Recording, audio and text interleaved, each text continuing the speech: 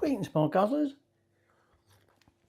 Well, it's been a while, but we're doing some baking, and we're going to make some banana and choc chip cookies.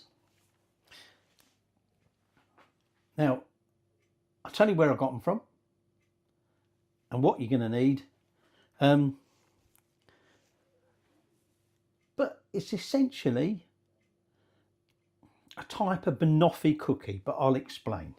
So let's get baking. First things first, we want to make some burnt butter, which I've made before. Now we're going to want 220 grams of burnt butter. So we're going to start, you probably would want about 260, 270, but I had a normal pack of butter in the UK is 250 grams, and I had, I think it was about 70 grams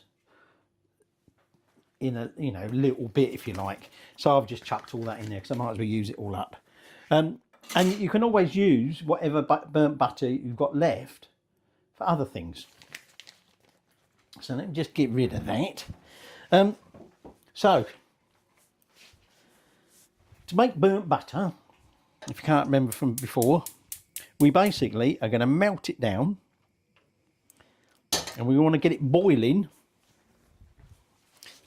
It's sticky on there. I don't know where that's come from. We're going to melt it down. We want to get it boiling, and you'll start seeing. What's my spatula? I have to use that little one. You'll start seeing like brown flecks in it, and that's what we're after, and it gives like a nutty flavour to it. And I said to you, it's been a little while since I've done some baking. It's been ages actually, and it's probably even longer since I last used Cupcake Jemma. So I decided we're baking, and I'm going to do a Cupcake Jemma.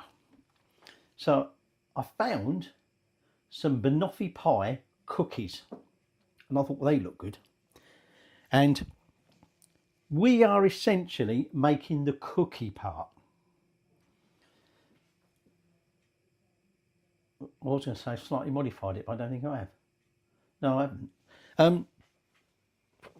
But to get the true banoffee flavour, she has a buttercream topping and dulce de leche, or leche, or whatever the bloody stuff is.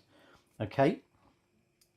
Now, because of what I want to do with these cookies, apart from me, which I can't really eat them because I'm not allowed to eat them in a minute. But anyway, because I want to give them to people, it's going to be a little bit difficult to transport them with the kind of topping she had on it. So we're skipping that, and we're just having banana, and we're adding some choc chips into the cookie like she does. Okay. So not sure I can really call it banoffee pie cookies. They're hence banana and choc chip cookies, but it's courtesy of Cupcake Jemma. Now, you're going to want ripe banana, okay? 100 grams, is that right? Yeah, 100 grams of ripe banana. Now, this isn't as ripe as it ought to be, but we're going to mash that up, and obviously the riper is the easier to be to mash it. And then we've got two types of sugar. She would normally quite often make these style of biscuits with just soft brown sugar, 150 grams, but it tends to make the cookie quite soft and everything. And because she was putting a topping on it, she said, I'm going to use 100 grams of caster sugar instead of using an extra 100 grams of soft brown sugar. Now this is butter still not quite melted yet. In fact, that big lump, which I cut it up, but it's all stuck together. Cut it up, increase the surface area so it melts better. We are starting to see some separation of the solids and everything. Anyway, sorry, so the sugars. I've got 160 grams of milk choc chips. These are nice mini ones. I think she used bigger ones, and to be honest, we're going to make our cookies slightly smaller. I think if you use the big ones, they would be too big. You'd probably want to chop them up. But these are mini ones, 160 grams. Now she used 80 grams of milk, 80 grams of dark. Basically, she said you can do what you like. Actually, I wanted to use white, but my local shop didn't have any. And I wasn't going to go all the way to the main supermarket just to get white chocolate. So we've got all milk. You're going to want 320 grams of plain flour. You're going to want some baking powder, some bicarb, some vanilla extract, 1 egg yolk, and a bit of salt. And that's it. Now, we're not going to bake these as soon as we made these. They're going to chill for about 20 to 30 minutes in the fridge. So no need to put your oven on yet. But when we do, the oven's going on at 180 fan. And we're going to be baking them for about 9 minutes, she said. But anyway, let's wait for this brown butter to start browning, or burnt butter to start burning. I've turned that heat down low now because that is boiling. You're getting like a scum on top. In the minute, it's still very like custard looking, but you will start to see, so you give it a stir every now and again, but you will start to see it go clear yellow, and you'll get the burnt bits.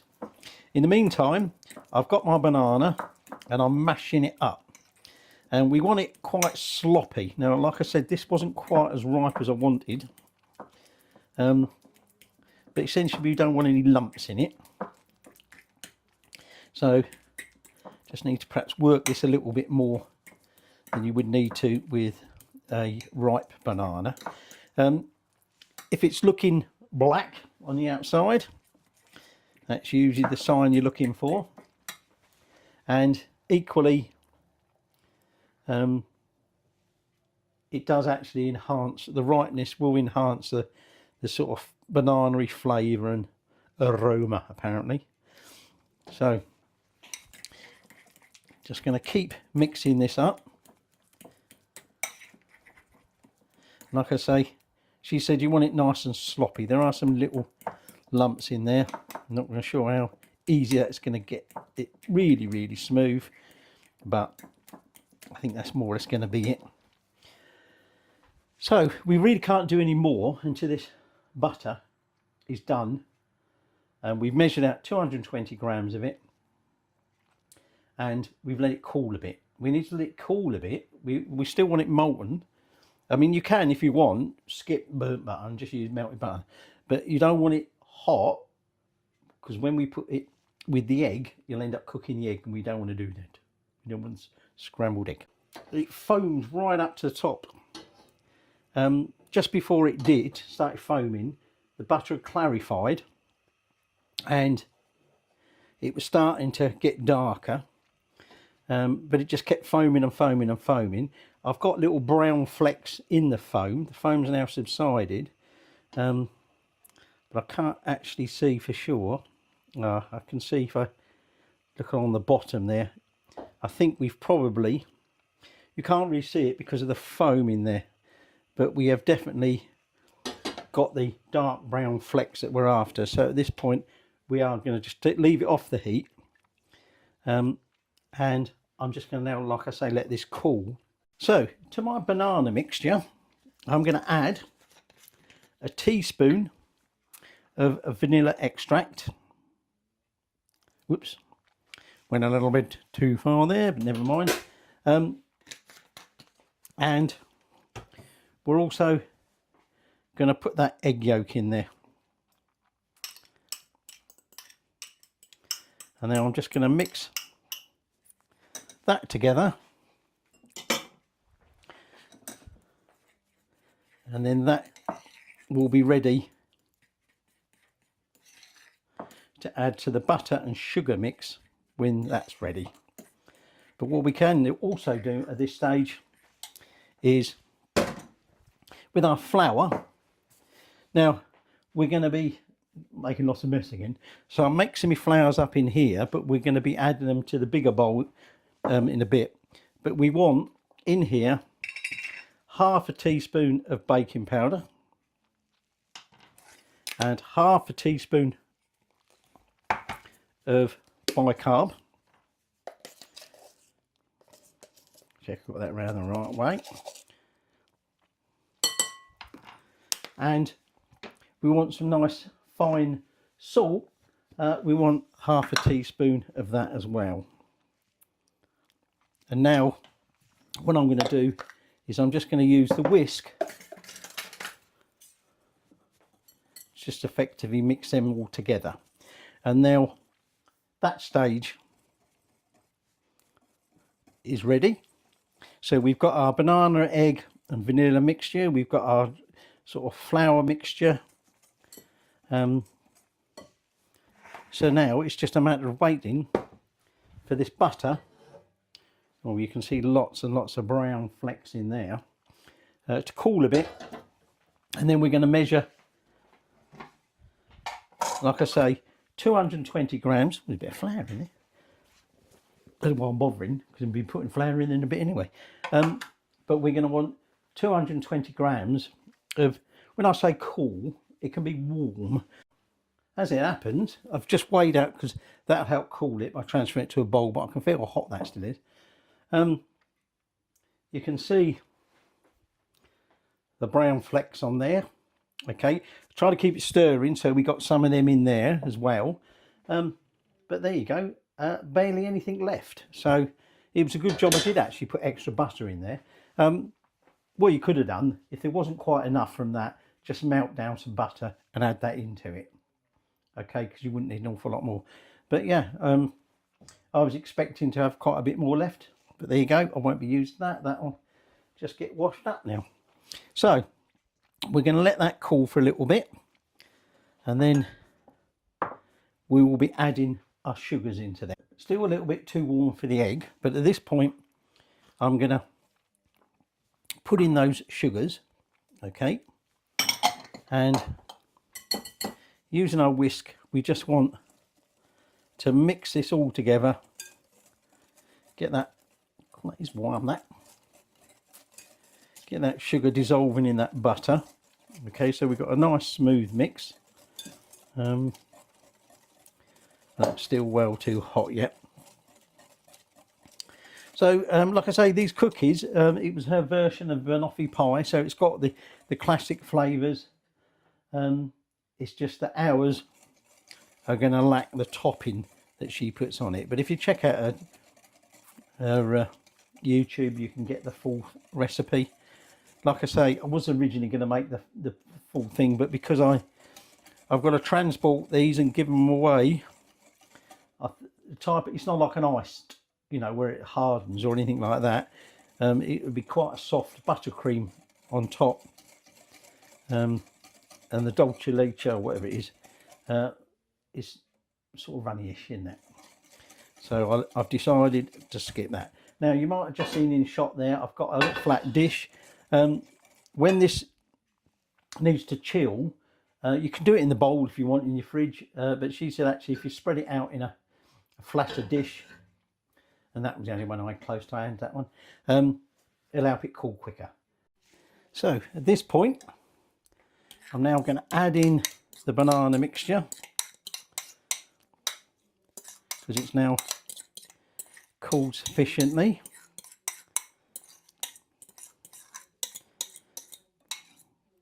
And we're just going to whisk that in.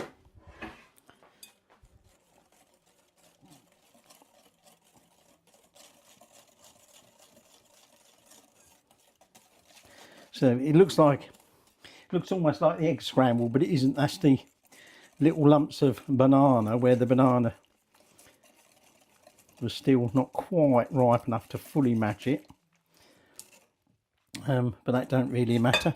And now at this point, we're going to take that in, take that and add that, but it's probably going to be easier, don't just drip that everywhere, bloody hope not, to gently fold this in with a spatula. Now you don't want to overwork it. Okay, so using a spatula, we just want to gradually bring all this together, and when it's almost all mixed, we're going to add in them chopped chips, and then that will be everything all mixed in. So still some white bits there from the flour, but at this point I'm going to add them into there, and then we're just going to fold that through.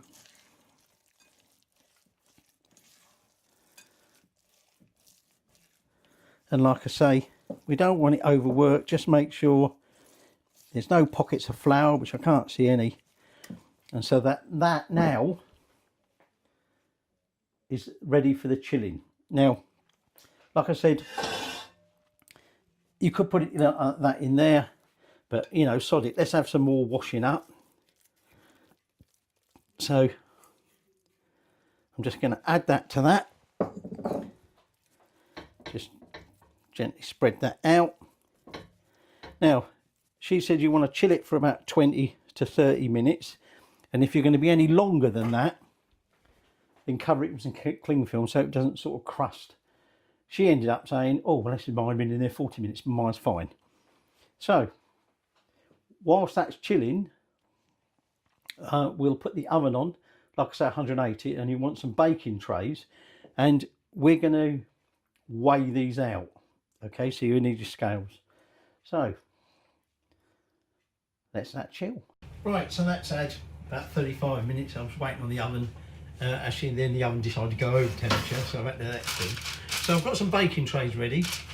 Now, when Cupcake Jemma makes these, she weighs out about 50 grams, but she makes quite large ones. I want to make smaller ones, so and I've got gloves on just simply because it's hardened quite a lot. Let's just see. See, that's about 50 grams in. What's 40? Actually, I might go for 40. I was originally going to go for 35. So we just roll them into a ball and place them on there. Just bear in mind that these things are going to, probably got too much there again.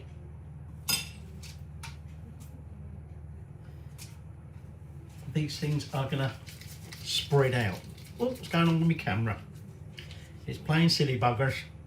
But anyway, I'm just going to lay these out on there, and then I'm going to put them in the oven for about 9 minutes. Well, I'll check on them then. Still going round, isn't it? What's it doing? Right, so adjusting my camera. So there's 14 out, and they're going to go in that oven. And I'm going to set the timer. Actually, I might set the timer. Well, I will. I'll set it for 9, but I'll keep my eye on it. And like I say, we want it to be just starting to get a little bit darker brown around the outsides, getting all over a golden brown. So we've still got that left. She reckoned that if you made 50 grams, you'll get about anything between 15 and 18 out. I wanted a few more than that, and I wanted a smaller, hence the reason I've done it smaller. So, I need to get the rest of them done. I can put that back in the fridge if I haven't got any trays spare, and then we'll bring them out and we'll let them cool before we transfer them to our rack. But bear in mind they're going to be very soft when they first come out of that oven. Just taking these out of the oven, my paper had shifted. They have spread a lot, but some obviously got distorted by the side. But little tip for you, what we want to do is find a cookie cutter that's slightly bigger than our cookie, and then what we do is, if you rotate, this one's quite circular anyway, if you rotate it round while it's still warm, we can, actually that cookie cutter might just be a little bit big for some of these, but by rotating it round like that while it's still warm, we can make them round again. So whereas that one sort of got an odd shape to it, Just move that one over a little bit so I can get in there. By rotating it like that, that one's breaking up, so I've got to be a bit more careful with that one. I think these might want to go just back in that oven a little bit longer. Very, very soft in the middle. I suspect that oven's over temperature. It is a bit high. So I'm going to need... Ooh, the cookie cutter's getting hot from the heat from the tray. But yeah, I think these might want a little bit longer. Like I said, they are going to be soft when they first come out the oven. But I mean, this one here is all crumbling up. So I'm going to give that a couple more minutes longer. And like I say, I'm just going to straighten them up. And then I'll put the next batch in. I've already pre-weighed them and rolled them. They're in the fridge chilling. As soon as I've got a cold enough tray, we'll bake the rest. So there we go. That's the last of them out. I'm just letting these cool a little bit longer before I transfer them onto the rack. And given what's in them, particularly them choc chips, they're way too hot to try and sample just yet. So when they've cooled completely, and if you were going to put the buttercream topping on top, you definitely got to let them completely cool. But we'll have a little tasting, even though I'm not meant to be eating biscuits in a minute.